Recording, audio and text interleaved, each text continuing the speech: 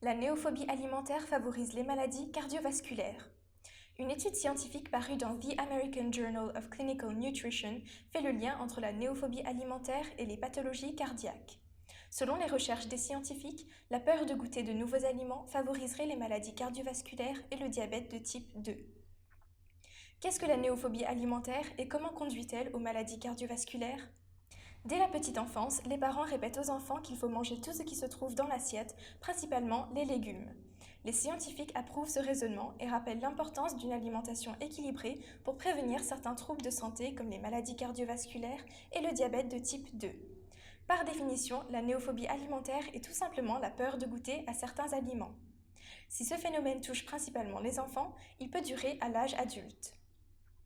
Chez les adultes, la néophobie alimentaire cause une certaine limitation au niveau de l'assiette, les personnes concernées ne favorisant que la consommation de produits qu'elles connaissent.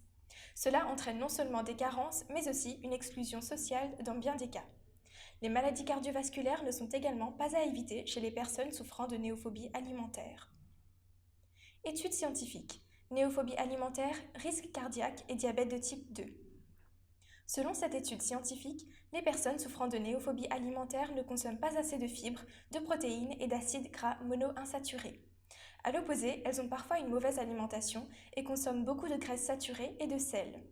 Chez ces adultes âgés entre 25 et 74 ans, les scientifiques ont constaté un taux plus élevé de marqueurs inflammatoires. Indépendamment de l'âge, du sexe et du poids, l'étude scientifique a permis d'observer que la néophobie alimentaire fait grimper les risques de contracter des maladies cardiovasculaires et le diabète de type 2. Ces résultats viennent renforcer l'idée que la clé contre la prévention des maladies cardiovasculaires et du diabète de type 2 réside dans l'alimentation et aussi l'éducation à instaurer dès l'enfance. Il souligne que les facteurs héréditaires et notre génotype ne déterminent que notre prédisposition à la néophobie alimentaire. Ce sont l'éducation et l'orientation en matière de mode de vie à l'âge adulte qui permettront à l'individu d'avoir une alimentation équilibrée, rappelle l'un des auteurs de cette étude scientifique axée sur la néophobie alimentaire et les maladies cardiovasculaires. L'exercice physique en prévention des maladies cardiovasculaires. Comme indiqué plus haut, la néophobie alimentaire est un facteur de risque cardiovasculaire. La clé pour prévenir les maladies cardiovasculaires réside donc dans notre hygiène de vie qui devrait également inclure l'exercice physique. La pratique d'une activité physique régulière permet en effet de limiter ces risques de développer des maladies cardiovasculaires coronariennes au niveau des artères coronaires.